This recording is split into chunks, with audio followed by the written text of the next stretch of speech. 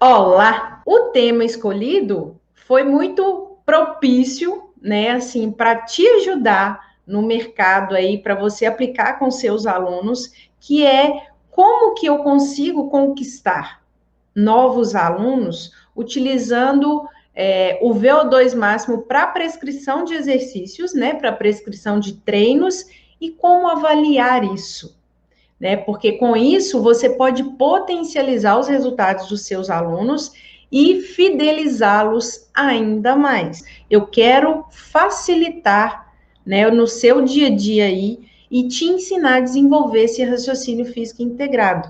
Porque não adianta eu pegar e fazer para você, né? Eu não estou perto de você, eu vou te ensinar a fazer. E aí, a partir do momento que você consegue entender todo esse processo, você aplica e o resultado acontece. E é isso que importa, não é verdade? Então, para a primeira coisa que a gente precisa pensar, o que significa VO2 máximo? Eu acho que ainda existe muita confusão com relação a isso. O VO2 máximo nada mais é do que o consumo de oxigênio pelas células musculares ativas durante o exercício, né? Se a gente for pensar no sistema cardiorrespiratório, que os dois trabalham juntos, então aí que vem a questão de criar essa linha de raciocínio. Os dois trabalham juntos, cardio e respiratório. Basicamente, qual que é a função do sistema cardiovascular? Transportar ali os gases que vêm lá dos pulmões, né, pela circulação sanguínea para chegar nos tecidos e remover ali produção de CO2 e outros metabólitos, né, produzidos pelo metabolismo celular. Basicamente, resumindo, é isso: transportar glicose, transportar hormônios. Mas aí eu vou fazer o seguinte: eu vou te dar um exemplo e a gente vai criar essa linha de raciocínio, esse raciocínio integrado, que é o que eu quero te ensinar aqui para você começar a prescrever treinos utilizando o VO2. Então, vejam bem, eu tenho aqui, deixa eu colocar no lugar de novo, isso. Primeira coisa que a gente precisa pensar e relembrar aí para muitos profissionais. Quando a gente fala de VO2 máximo, né, eu estou me referindo a uma variável, né, que ela tem uma íntima relação com a frequência cardíaca. O que isso quer dizer? Quer dizer que são proporcionais, no sentido de, quando eu tenho um aumento, né, ali da frequência cardíaca, consequentemente, isso vai provocar um aumento ali do VO2. Por que eu estou dizendo isso? Porque quando eu penso em frequência cardíaca, eu preciso lembrar do sistema cardiovascular. O que acontece? O que é o ciclo cardíaco? O que é débito cardíaco? O que é duplo produto, volume sistólico? Então, eu preciso pensar em tudo isso, sabe por quê? Porque quando eu prescrever para o meu aluno um treino baseado no VO2 dele, eu preciso inferir quais serão as adaptações fisiológicas que vão acontecer e o que isso vai trazer de resposta, de resultado.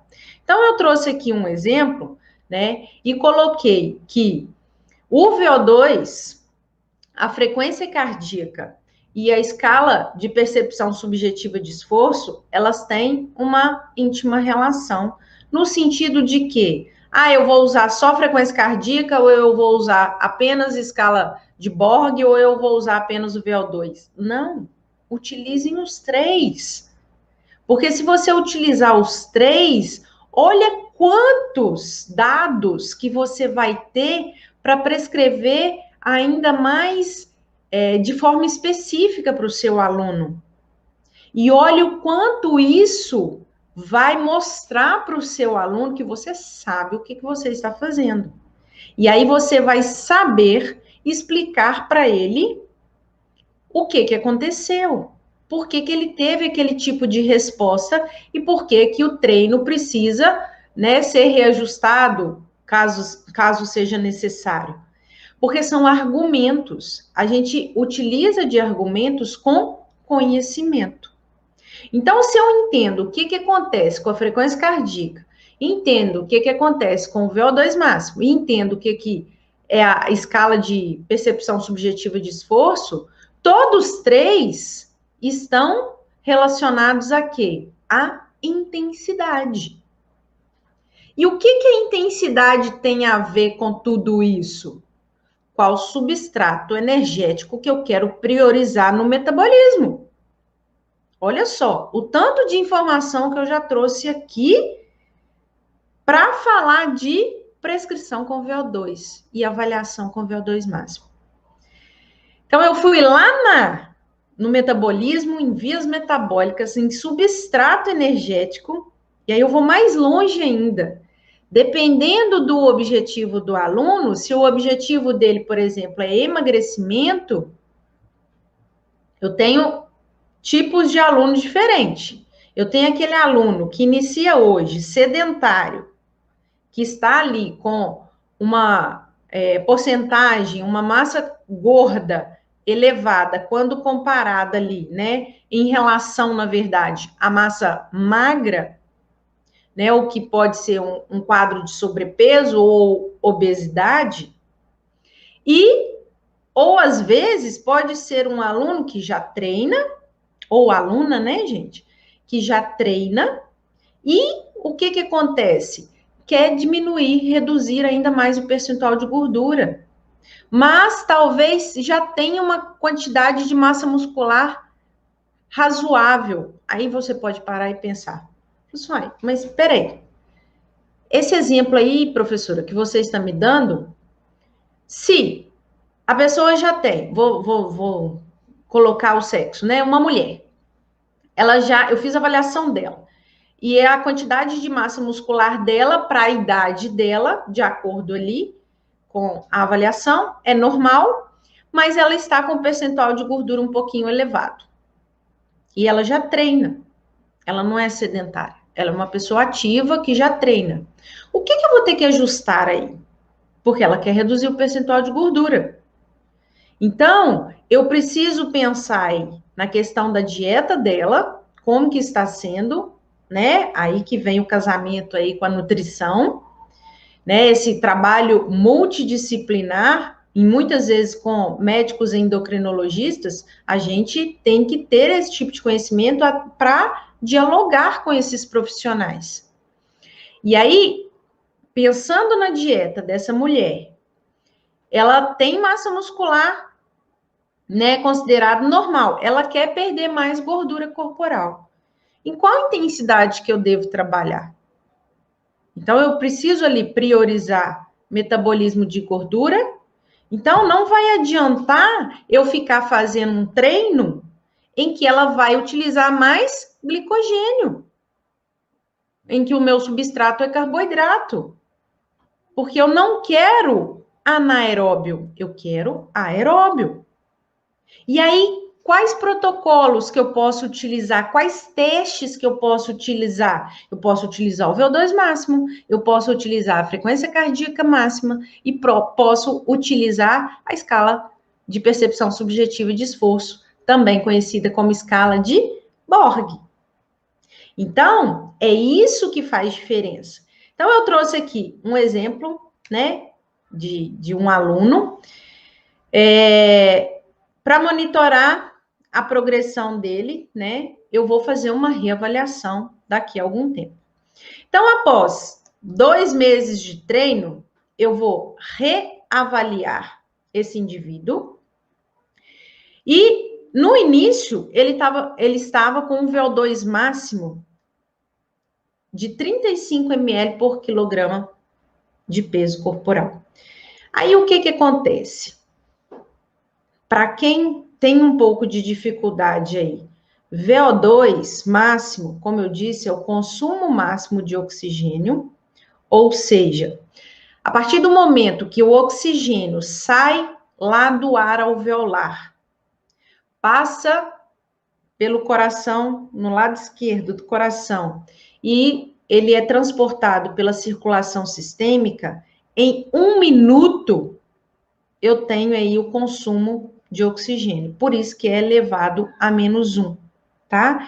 E ele pode ser dado de forma absoluta, que é em litros, ou de forma relativa, que é em mililitros. A grande maioria avalia em mililitros. Só que eu não posso olhar esse valor isolado. Eu vou te dar um exemplo disso aqui. Então, após 2 meses de treino, eu vou reavaliar esse indivíduo e eu observei que ele estava com VO2, né, melhorou aí para 40 ml por quilograma por minuto. Então, ele teve um ganho de 1 ml. Isso, pensando em aspecto de aptidão cardiorrespiratória, né? Então, isso aí está diretamente ligado à redução de doenças cardiovasculares. Por isso que eu coloquei essa observação aqui. Irá reduzir 3% o risco de infarto. Olha que interessante. A cada 1 ml de VO2 máximo aumentado com treinamento, reduz-se em 3% o risco de infarto agudo do miocárdio. Então, se eu estou falando de um indivíduo que apresenta sobrepeso, né? Consequentemente, eu estou dando mais saúde e qualidade de vida para ele, mais tempo de vida para ele, porque vai evitar aí diabetes, hipertensão, outras doenças relacionadas, né, ao sistema cardiovascular e por aí vai. Então, para esse aluno que teve esse aumento aí de 5 ml, quantos por cento ele reduziu de risco de desenvolver, de ter um infarto agudo do miocárdio? De 15%, né? Então, eu trouxe aqui um exemplo para análise e eu vou te mostrar, fica comigo até o final, porque eu vou te mostrar alguns exemplos de testes que você pode fazer com seus alunos para avaliar o VO2 máximo, tá? Então, fica comigo até o final, que tem muita coisa, muita informação legal aqui. E aí, o que acontece? Esse aluno meu aqui, ele iniciou o treino comigo, eu fiz a avaliação física completa dele, mas eu peguei aqui só alguns dados pontuais que eu queria chamar a atenção de vocês com relação ao VO2 máximo. Então, o que a gente tem aqui, ó? Esse meu aluno, ele está com a massa corporal inicial de 93 quilos, com um VO2 máximo de 4,2 absoluto e um VO2 relativo de 46 ml. Tá? E o VO2 por max, que é uma outra unidade metabólica, de 13,1. E aí eu montei um treino para ele. Vamos considerar que eu montei, tá? Eu montei um treino para ele e daqui 2 meses, né? Passaram-se 2 meses e eu reavaliei. Aí você pode dizer, ah, mas 2 meses é muito pouco. Depende da frequência com que ele faz, né? Se ele for um aluno que faz 5 vezes por semana, ou que ele treina comigo 3 vezes por semana, mas ele faz atividade 5, 6 vezes por semana. Porque eu, como personal trainer dele, ele faz um treino comigo, e esse treino, quando ele está comigo, ele é diferenciado, mas eu monto um protocolo para ele seguir nos dias que ele vai treinar sozinho. Por quê? Eu quero potencializar os resultados dele. Eu quero entregar o ouro para ele, que é o que ele quer. E aí, corre-se o risco dele ficar tão satisfeito e querer fazer mais dias com você. Ou, né, aumentar aí, no caso, a sua hora-aula para que tenha isso. Então, são informações que você vai passar para ele que sozinho ele não vai conseguir. Essa é a diferença, porque você tem um conhecimento. Você sabe o que está acontecendo ali a nível celular. Você sabe o que está acontecendo a nível fisiológico. Não é simplesmente a técnica. Protocolo, gente, vocês pegam em qualquer lugar. Agora, desenvolver um raciocínio, essa é a chavinha da virada. Então, é isso que eu quero que vocês aprendam, a desenvolver esse raciocínio físico integrado. Então, vejam bem, esse meu aluno, ele então chegou aqui com um VO2 de 4,2. E aí, depois de 2 meses, eu refiz esse teste com ele, de VO2, e ele foi para 4,3 absoluto e 50 relativo, né? E teve um aumento aqui também no VO2 pelo MENTS. Se eu olhar, deixa eu tampar isso aqui. Se eu olhar separadamente, falar assim, ele melhorou. Vou olhar o VO2 aqui relativo. Ele melhorou de quanto? De 46 para 50 ml. E ele perdeu 3 quilos da massa corporal, certo? E aí, o que acontece? Esse aluno, pode ser que ele fale assim, eu perdi 3 quilos, nossa, já estou me sentindo super bem, e o VO2 aumentou ali. Só que o que acontece? Eu não posso olhar isso isoladamente. O que eu quero dizer com isso? Por quê? Tanto é que eu escrevi aqui, treino ruim, né?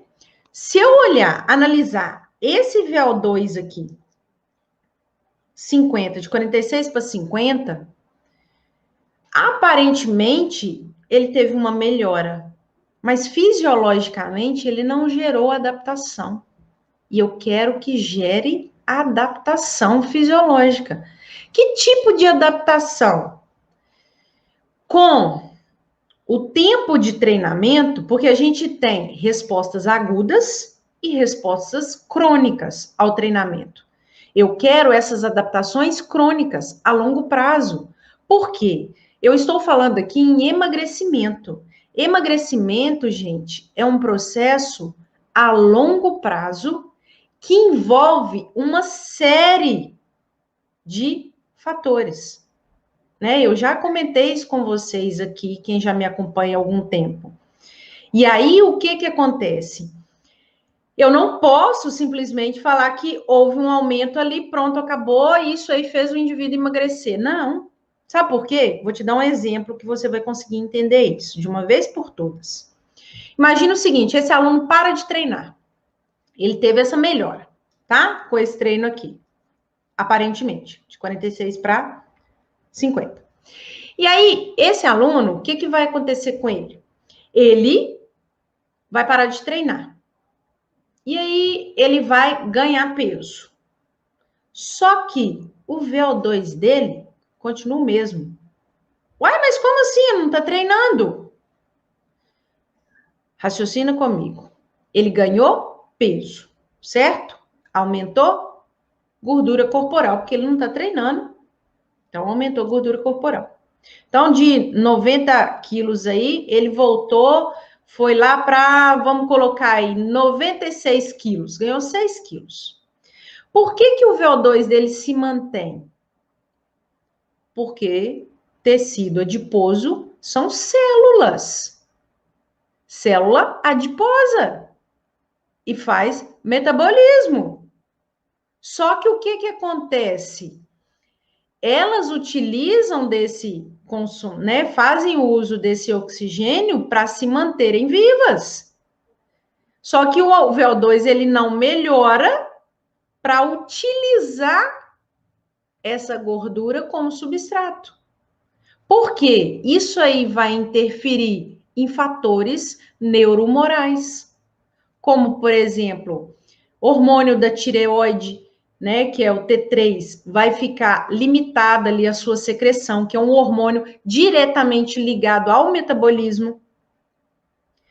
Vai aumentar excreção de cortisol, consequentemente aumenta o quê? a gliconeogênese no fígado. Então, esses fatores todos que são as respostas fisiológicas, porque o organismo ele gera uma adaptação, mesmo o indivíduo parando de treinar. Agora, esse indivíduo continuou treinando comigo, tá? Eu te dei esse exemplo para você entender que eu não posso analisar o VO2 isoladamente. Eu preciso analisar o indivíduo como um todo. Então, esse aluno que iniciou comigo, o que aconteceu com ele? Quando ele iniciou aqui, ó, ele reclamava muito de cansaço, de fadiga, de que vivia extremamente cansado, que ficava ofegante muito facilmente. E aí, ele fez um treino, né, comigo. Então, montei um treino bom para ele agora. E aí, o que acontece? Ele perdeu 3 quilos de massa corporal, de peso corporal na balança. E aí, o VO2 dele, absoluto, foi para 4,9 e o relativo para 53. Então, de 46 para 53. E aí, o que acontece? Quando eu faço esse reteste com ele, a primeira coisa que eu vou perguntar para ele, e aí, José, como que você está se sentindo? Ah, nossa, eu agora fico muito mais bem disposto, eu não tenho mais aquela fadiga, aquele cansaço diário. Aí eu vou mostrar para ele, falei assim, olha só, o seu VO2 máximo, o que acontece com ele? Quando você está em exercício, chegam mais moléculas de oxigênio para a célula utilizar para produzir energia. Consequentemente, utiliza-se mais gorduras para produzir essa energia. Por que gordura? Porque gordura fornece muito mais energia do que carboidrato, que são as duas principais fontes energéticas. E aí eu mostro isso para ele. Mas para eu entender, para eu interpretar isso, eu preciso criar esse raciocínio. Então, eu peguei a avaliação dele, vi que o VO2 máximo dele melhorou, vi que a frequência cardíaca dele de repouso diminuiu, vi que ele ganhou massa muscular, que ele perdeu gordura corporal. Então, todos esses itens, todos esses resultados, outra coisa, melhorou parâmetros sanguíneos. Então, teve um aumento de HDL, que é o colesterol bom, né? Que é uma lipoproteína de alta densidade, que tem que estar mais alto, porque ela tem a função de remover o LDL, que é o colesterol ruim da corrente sanguínea, e levar lá para o fígado. E aí, esse aumento de HDL, uma redução de triglicerídeos, tanto intramusculares, né, quanto sanguíneos, o exercício trabalhado, né, o treinamento na intensidade correta, e eu tendo como parâmetro aí de análise VO2, frequência cardíaca e escala de percepção subjetiva de esforço, são análises duplamente indiretas, que eu comentei na live de ontem com vocês sobre os métodos indiretos de avaliação da composição corporal. Esses aqui são também métodos duplamente indiretos. Por quê? Qual que é o meu padrão ouro para análise de VO2 máximo? Um analisador de gases, que aí eu vou achar em centros esportivos, em clínicas, em laboratórios de fisiologia do exercício. Mas eu consigo o quê? Estimar o VO2 máximo. E aí, eu coloquei aqui essa figura, esse gráfico, que mostra para vocês exatamente essa íntima relação, que é proporcional do VO2 máximo com a frequência cardíaca. Por quê? Porque está relacionado ao aumento do débito cardíaco. E o que é o débito cardíaco? É o volume de sangue que é ejetado pelo coração, pelo ventrículo esquerdo, a cada contração, a cada sístole. Então, quando os ventrículos, né, se contraem, a sístole ventricular vai ejetar sangue para o corpo inteiro. E esse sangue está o quê? Oxigenado, que veio lá dos alvéolos pulmonares. E é esse sangue oxigenado que vai chegar até os músculos que estão sendo utilizados ali durante o exercício. Então, quando eu tenho um aumento do débito cardíaco, consequentemente, isso está relacionado ao aumento do VO2 máximo. Por isso que eu consigo pegar percentual de VO2 máximo e converter em percentual de frequência cardíaca. Assim como eu consigo pegar percentual de frequência cardíaca e converter em percentual de VO2 máximo. Isso é validado, comprovado na ciência, né? Então, eu não estou inventando moda aqui para vocês. Então, o débito cardíaco é o quê? Frequência cardíaca pelo volume sistólico, que é o volume de sangue ejetado a cada minuto, né? Pela a diferença arteriovenosa. Quando eu tenho a troca gasosa ali entre o capilar tecidual e o músculo, naquele momento eu tenho uma diferença ali de concentração de gases. E isso é chamado de diferença arteriovenosa, que foi calculada aí com a fórmula, né, que é chamada a lei de Fick, que é isso aqui, débito cardíaco vezes diferença arteriovenosa. Por quê? Quem se lembra aí do sistema respiratório, o transporte de gases, ele acontece por diferença de pressão, por um processo chamado hematose. Então, o que acontece? Quando o oxigênio vai chegar lá para os músculos ativos, a concentração de oxigênio lá dentro do músculo, né, ela está baixa. Então, o oxigênio vai passar do capilar ali tecidual para a célula muscular. E, ao mesmo tempo que a célula muscular ela está consumindo oxigênio para produzir ATP para a contração muscular acontecer, o que está sendo como produto ali da via aeróbia? Dióxido de carbono, CO2. Então, a concentração de CO2 ali dentro da fibra muscular, né, da célula muscular esquelética, ela vai estar maior do que no capilar. Então, ela passa do músculo, do tecido, né, da célula, para o capilar. E volta, né, faz o trajeto inverso, chega ali pelo lado direito do coração e vai lá para os pulmões para esse CO2 ser expirado. Então, esse processo, ele está acontecendo constantemente. E durante uma situação de exercício, o que vai acontecer? Tudo isso vai estar aumentado. Então, se o débito cardíaco de um indivíduo, numa situação de repouso, tanto um sedentário quanto um indivíduo treinado, é em média de 5 litros por minuto. Tem diferença entre sexo aí, homem e mulher. Mulher tem um pouquinho menos, por questão anatômica mesmo, tá? E aí, em uma situação de exercício, a diferença de um indivíduo treinado para um indivíduo destreinado, né, um indivíduo sedentário, no débito cardíaco é gigantesca. Por quê? O indivíduo treinado, ele consegue ejetar, mandar um volume de sangue muito maior para os músculos. E eles estão famintos de oxigênio. E por isso que o débito cardíaco tem relação com o consumo máximo de oxigênio. Afinal de contas, é o sistema cardiovascular que vai transportar esse oxigênio. Entende? Então, é uma adaptação fisiológica. Por que o indivíduo treinado, ele vai ter um débito cardíaco melhor? Porque o coração desse indivíduo, ele vai sofrer no sentido, não de sofrimento, tá? No sentido bom. Ele vai sofrer uma adaptação. Que tipo de adaptação é essa?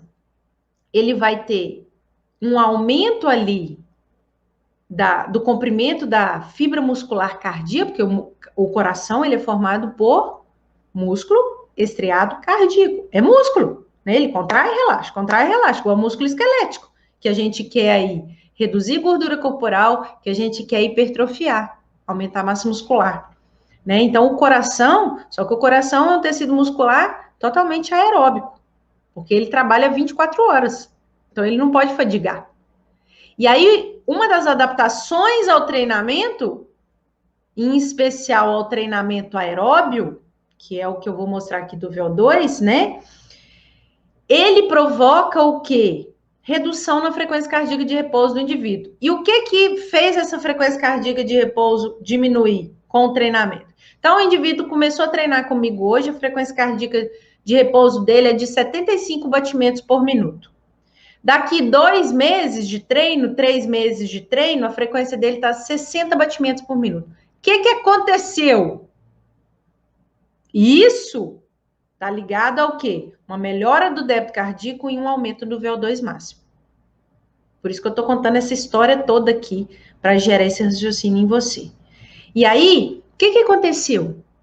Lá na célula muscular cardíaca, existe um mecanismo chamado mecanismo de Frank-Starling. O que esse mecanismo fala? Fala assim, nossa, mas que nome? É porque é o nome dos fisiologistas que descobriram, né, esse mecanismo. A fibra muscular cardíaca do ventrículo esquerdo ali, em adaptação ao treinamento, quando ela está relaxada, ela aumentou. Ela teve um aumento no comprimento. Quando aumenta o comprimento, o que acontece? Melhora o quê? A força de contração. Então, ao melhorar ali, aumentar a força de contração, o volume de sangue que vai ser ejetado cheio de oxigênio é maior, por isso que tem um aumento no débito cardíaco e, consequentemente, um aumento do VO2 máximo. Então, olha só, as células vão consumir mais oxigênio, consequentemente, que células, gente? Células musculares, tá? Durante o exercício. Vão consumir mais oxigênio, por quê? Está chegando mais oxigênio. E o que fez chegar mais oxigênio? Um aumento do débito cardíaco, uma melhora na função cardiovascular e respiratória.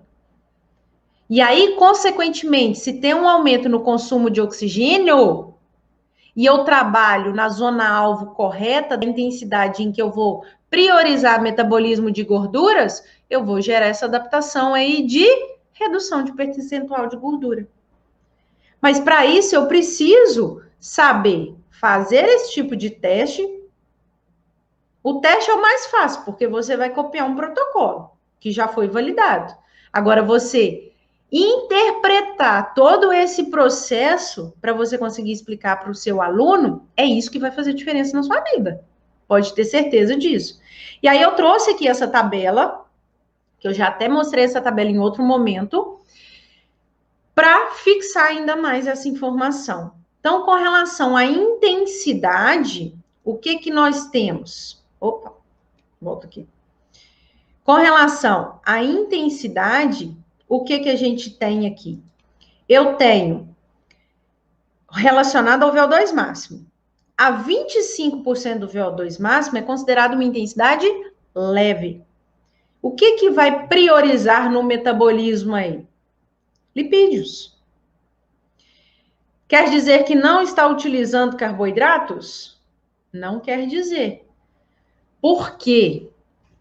As vias metabólicas, a gente pode falar isso em um outro momento, né?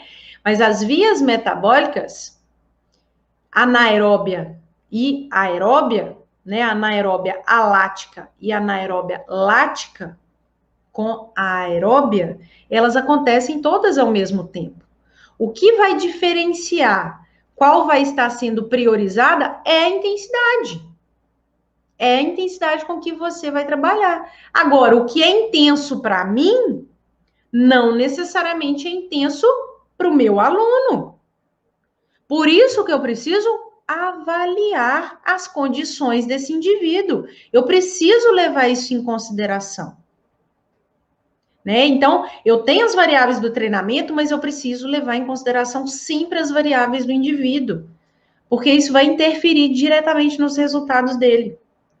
E aí, se eu utilizo escala de percepção subjetiva de esforço, VO2 máximo e frequência cardíaca, eu cerco muitos, né, cerco de todos os lados aí para eu conseguir prescrever na intensidade correta, tá?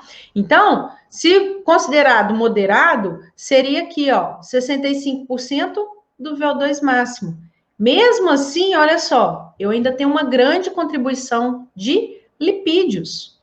E quando se trabalha uma intensidade mais alta do VO2 máximo, consequentemente, eu vou priorizar o quê? Metabolismo de carboidratos, porque eu vou ativar aí, recrutar muito mais fibra de contração rápida.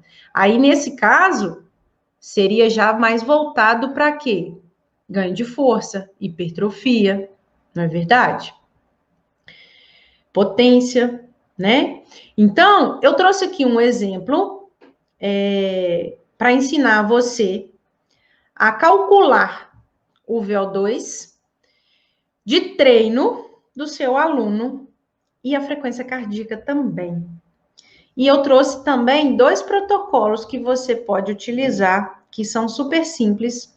E uma coisa que eu queria chamar a atenção aqui, nós, profissionais de educação física, que trabalhamos com prescrição de exercício, nós fazemos testes de componente de aptidão cardiorrespiratória submáximo, tá? Existem regras, existem cuidados que nós precisamos tomar quando a gente vai fazer um teste cardiorrespiratório. Então, um teste máximo, esse teste, ele é feito com acompanhamento médico. Por quê, gente? Se o indivíduo infarta, se ele tem um AVC, então eu trabalho com a intensidade submáxima, tá ok? E aí, você precisa seguir algumas regrinhas para aplicar esse tipo de teste. O Colégio Americano de Medicina do Esporte, ele passa essas informações para a gente, tá? Então, imagine o seguinte, uma mulher, 29 anos, 73 quilos. O VO2 máximo dela, avaliado durante um teste, que eu vou dar 2 exemplos aqui do teste de Cooper, de 12 minutos e o de 2.400, foi de 45 ml. Então, VO2 relativo dela, tá? E aí, o que a gente tem aqui? O VO2 de treino dela a 80%. Então, eu quero encontrar qual vai ser o VO2 dela a 80%. Então, o VO2 de treino dela, que eu estou falando aqui de 80%, aí eu volto aqui, ó, ele vai estar entre moderado e intenso, tá? Então, por causa dos objetivos dela. Então, eu tenho essa fórmula, não fui eu que inventei essa fórmula já existe. Então, printa a tela, porque essa live não vai ficar salva, né? Só quem está aqui, que está tendo esse tipo de informação. Por isso que eu falei com vocês, põe o reloginho aí, ativa o despertador, ativa o sininho, na hora que eu entrar, você ser lembrado. E aí, o que acontece? O VO2 de treino dela aqui, eu simplesmente vou jogar na fórmula, tá? Então, eu vou pegar aqui, ó, 3,5, que já existe na fórmula, mais a porcentagem, 0,8, né? Vezes o VO2 máximo dela, que foi encontrado aqui de 45, menos 3,5. Vou fazer essa conta. Aí, gente, é adição, subtração, divisão e multiplicação. Subtração, falei subtração, subtração, tá? Ao vivo tem dessas coisas, tá, gente? Então, eu vou chegar à conclusão aqui de que o VO2 de treino dela é de 36,7 ml. Então, se eu trabalhar com ela a 80% do VO2 máximo dela, quanto que vai ser o VO2 dela durante ali o treino? De 36,7 ml. Então, relativo. Eu consigo converter isso aqui para absoluto? Consigo. E olha a outra informação bacana que eu trouxe aqui para você. A gente consegue converter o VO2 máximo, a porcentagem de VO2 máximo em percentual de frequência cardíaca. E existe uma diferença para fazer esse cálculo de um indivíduo considerado normotenso, que não tem nenhum problema cardíaco, para um indivíduo cardiopata. Então, onde que você já recebeu essa informação? Me diz aqui. Talvez uma pós-graduação, mas você conseguiu aplicar? Então, eu estou te mostrando como aplicar isso. Mas não adianta você simplesmente julgar os dados e não saber analisar isso depois. Não saber o que significa esse aumento, essa melhora no VO2 máximo do indivíduo. Que resposta fisiológica que isso trouxe para ele. Então, é raciocínio. Protocolo a gente tem. A gente pega o protocolo e raciocina em cima dele, tá? Que é aí que vem o raciocínio integrado, tá bom? Então, tá. Continuando aqui. Então, eu posso utilizar também essa fórmula para converter em percentual de frequência cardíaca máxima. Aí, vamos abrir um parênteses aí para frequência cardíaca. Eu já disse aqui para você que frequência cardíaca tem íntima relação com o VO2 máximo, correto? Beleza.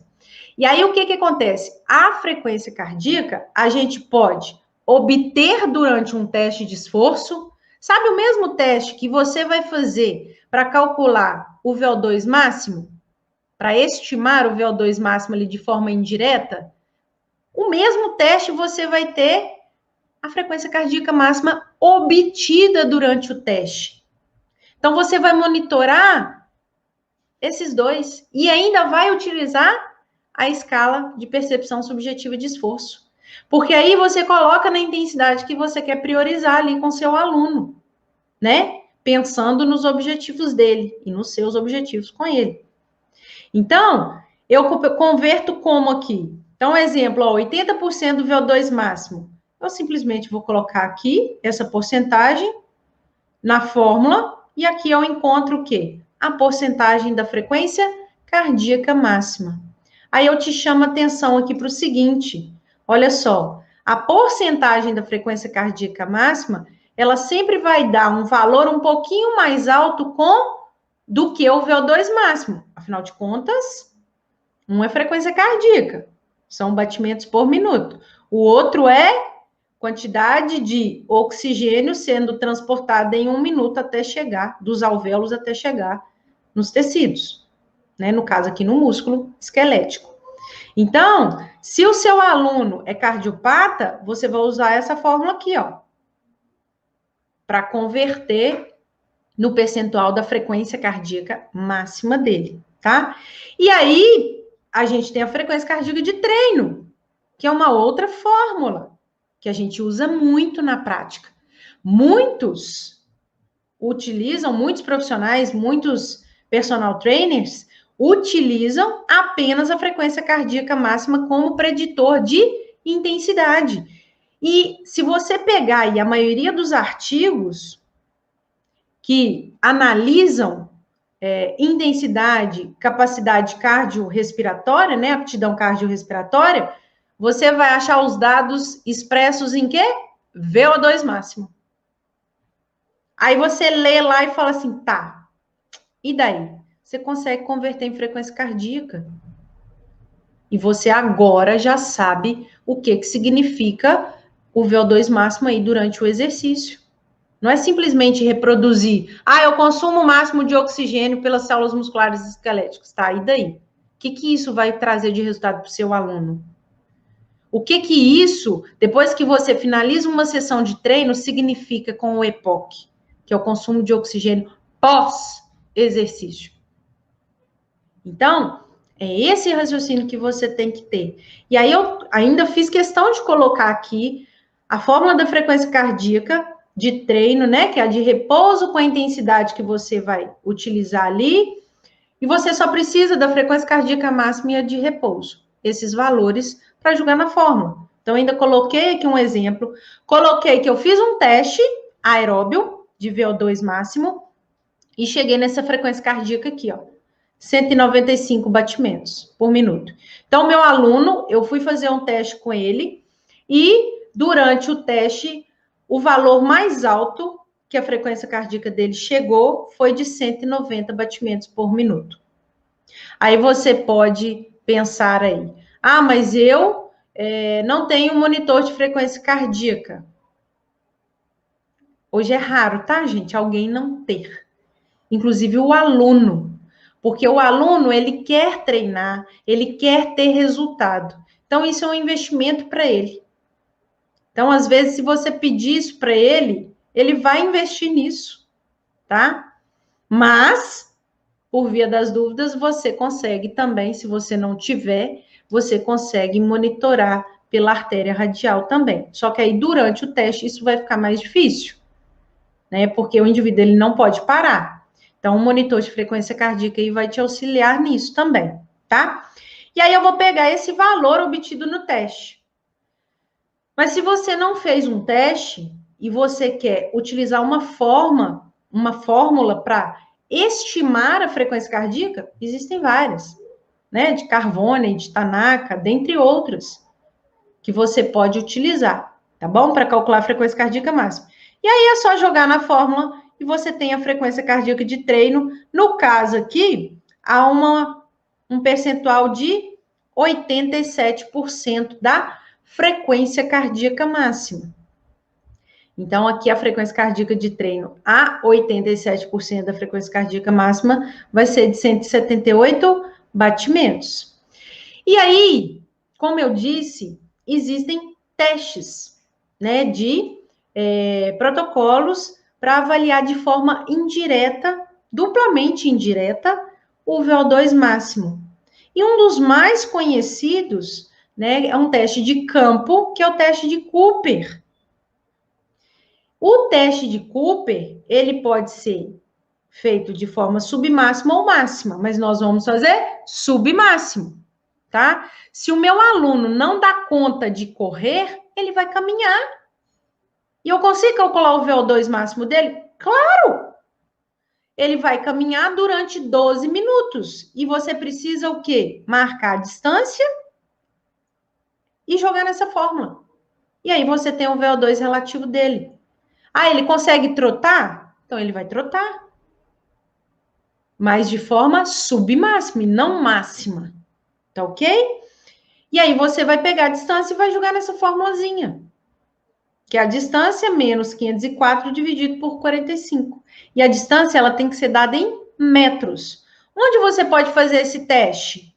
Se você, na sua cidade, você tem uma praça que tem uma marcação, você mesmo pode marcar, gente. Hoje, celular, eu já ia pegar meu celular para te mostrar. No celular tem GPS, você marca a distância. Você delimita. Se você não tiver uma pista de atletismo na sua cidade, que tem 400 metros, você marca um espaço com seu GPS no celular, aplicativo, gratuito. Então, você utiliza dessas ferramentas para melhorar a sua prescrição. E aí, eu achei o VO2 máximo desse indivíduo, desse aluno. E aí tem uma tabela, gente. Olha só, eu tenho uma tabela de índice de consumo de oxigênio, que é classificada desde muito fraco até superior, pela idade e por sexo. Então, você vai vir aqui nessa tabelinha, que foi Cooper que fez essa tabelinha, e vai ver aqui onde que o seu aluno está com o VO2 e vai criar essa classificação para ele, vai mostrar essa classificação para ele. Mas você tem que entender que se ele passa aqui, ó, no caso, uma mulher, por exemplo, vou pegar aqui, ó, faixa etária de 40 a 49 anos. Se ela passa aqui de um VO2 considerado regular para bom, o que isso significa de adaptação fisiológica para ela? Ah, ela consegue fazer as atividades dela com muito mais disposição. Ela perdeu gordura corporal. Ela ganhou massa muscular. Ela melhorou o condicionamento dela. Ela reduziu o colesterol ruim dela. Ela melhorou o colesterol bom. Ela melhorou o quê? A captação de glicose pelas células musculares esqueléticas. Então, essas são as adaptações. E é isso que você tem que explicar para o seu aluno. Não é simplesmente, melhorou, tá, e daí? O que isso significa? Então, é isso, tá? No teste de 12 minutos também, essa classificação pode ser feita pela distância, tá? O indivíduo percorreu lá certa distância, 2.000 metros, aí você pode classificar também pela distância. O outro teste, aí no caso, seriam para indivíduos, por exemplo, o teste de 12 minutos, né, que dá para fazer caminhando, ou, né, correndo mesmo, desde que tenha característica submáxima, tá? Não podemos fazer teste máximo, com muito cuidado com isso. O teste de 2.400, como é uma distância maior, seria mais indicado para o indivíduo já treinado. Então, por exemplo, você iniciou o treinamento com seu aluno hoje, meu aluno aqui, beleza, sedentário. Fiz o teste de 12 minutos. Eu percebi aí a evolução dele, vou fazer um reteste. Eu faço de 12 minutos ou eu faço de 2.400?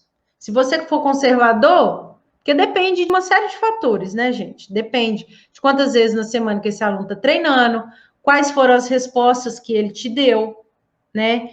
Quais foram as adaptações ali que foram geradas. Se ele tiver condições de fazer um de 2.400, você já pode fazer. Mas se você for mais conservador, repito de 12 minutos, inclusive você vai ter o mesmo parâmetro de comparação ali, né, de distância,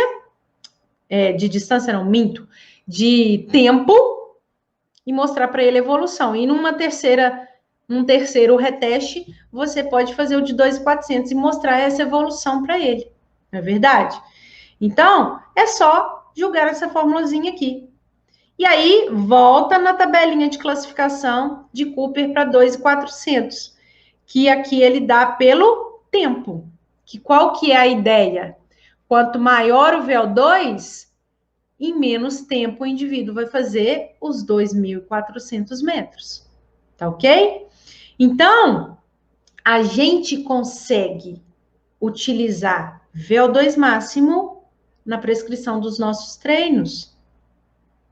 E aí, tem uma coisa que eu não disse aqui, porque isso aí daria uma outra live, uma outra aula, que são os limiares metabólicos, que são um deles, né? O limiar anaeróbio e o limiar aeróbio, que são mensurados aí pela produção de lactato e pelo consumo de oxigênio. Então, a gente consegue incluir isso na prescrição e isso vai me dar muito mais informações e segurança na prescrição, porque eu vou trabalhar na intensidade correta. E aí, gente, se você trabalha com o método correto, com a intensidade correta, com a ordem dos exercícios feitas de forma correta, o resultado ele vem. E aí você imagina seu aluno lá todo feliz, nossa, perdi peso, perdi gordura, ganhei massa muscular, estou me sentindo muito mais bem disposto, consequentemente estou me alimentando muito melhor, sistema imunológico sobe e hoje em dia muita gente está procurando fazer exercício para melhorar saúde, imunidade, né? Então, se a gente conhece, tem esse tipo de conhecimento, consegue interpretar isso, eu consigo entregar esse resultado para o meu aluno. E aí, sua hora-aula sobe. E aí, sua agenda lota. Mas eu não quero trabalhar de 6 da manhã às 10 da noite mais. Eu estou adoecendo. Se você aumenta o valor da sua hora-aula, isso te possibilita trabalhar menos horas por dia. Sabe por quê? Você fideliza clientes. E como você fideliza cliente, gente? Com conhecimento. A primeira coisa que a gente precisa aprender dentro da nossa profissão é valorizar a nossa profissão. A gente prescreve treino, a gente sabe o que a gente está fazendo. Então, não é simplesmente reproduzir, na verdade, exercícios que eu vejo aí na internet. Milhares de aplicativos com milhões de exercícios são bons? São, desde que você saiba usar. Né? Se você souber usar, show. mas só reproduzir, passar para frente, aí eu tenho aí uma cartela de clientes, aí eu tenho 6 alunos, eu faço o mesmo treino com todos eles, e as variáveis de cada indivíduo? Preciso levar isso em consideração, tá? Então, a última fórmula que eu trouxe aqui, né, para mostrar essa conversão aí da frequência cardíaca de esforço para o percentual de VO2 máximo, eu trouxe um exemplo. Você precisa apenas da frequência cardíaca máxima, da de repouso e a frequência cardíaca de esforço que você calculou lá com a frequência cardíaca de treino, lembra? E aí, num treino contínuo na esteira, por exemplo, você consegue chegar nisso aqui. Um teste aeróbio. Eu não trouxe aqui, porque senão a gente ia ficar aqui 4 horas conversando, mas existem testes submáximos feitos em ciclo ergômetro. Eu trouxe de campo aqui, que seria uma possibilidade também, porque às vezes fica muito preso, né, a dentro da academia, eu preciso de uma sala. Não, você consegue fazer numa praça, tá? E entregar resultado. E aí, eu pego aqui, então, frequência cardíaca do esforço, só jogo na fórmula, tá? Então, vai ser aqui, ó, 170 menos 160 dividido por 200 menos 60, que vai dar o quê? 78%. Então, vai ser o percentual de 78%, né? 78% do VO2 máximo, em uma frequência cardíaca de esforço de 170 batimentos por minuto. Então, o que isso proporciona, né, para você, personal trainer, para você que é estudante, que está fazendo estágio, que daqui a pouco está conquistando aí alunos, a gente precisa raciocinar. Não adianta eu simplesmente reproduzir o que o outro profissional faz.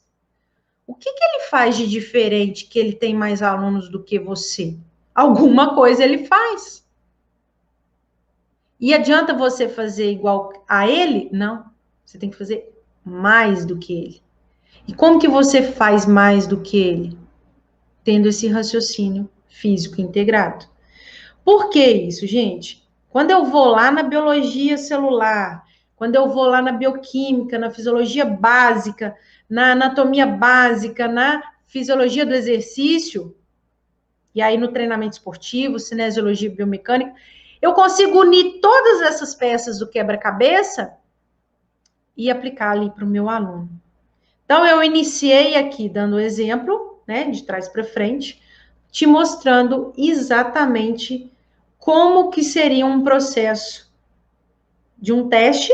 Eu fiz um teste hoje com meu aluno, tá? Cheguei o VO2 dele aqui de 50 ml, mas eu posso converter em litros por minuto também. Tá, qual que vai ser a porcentagem da frequência cardíaca? X. Ah, então, durante o treino dele, eu quero priorizar metabolismo de gorduras. Então, em qual porcentagem ali que eu tenho que trabalhar? Moderada do VO2 máximo ali, moderada da frequência cardíaca. Qual que vai ser a minha zona alvo ali da frequência cardíaca? E aí, quando eu fizer um reteste, uma reavaliação, e eu ver que o VO2 dele aumentou, e aí ele faz um exame de sangue e traz para mim, me mostra, e colesterol melhorou, glicemia de jejum diminuiu. O que provocou isso, gente? O que provocou essas adaptações, essas alterações? A melhora do VO2 máximo desse indivíduo. Tem interferência direta. Não apenas isso, né? Porque tem outros parâmetros. Aumento de capilares, aumento de mitocôndrias, aumento aí, no caso, né, adaptações cardiovasculares, aumento aí do volume muscular para um treino de hipertrofia, aumento do número de capilares intramusculares, consequentemente, melhora ali o transporte de oxigênio. Então, são muitas variáveis, muitos fatores. E se eu entendo da fisiologia, eu entendo o processo. tá? Então, é isso que eu quero, né, ajudar vocês a desenvolver com todo esse processo. Gente, muito obrigada. Tchau, tchau. Obrigada.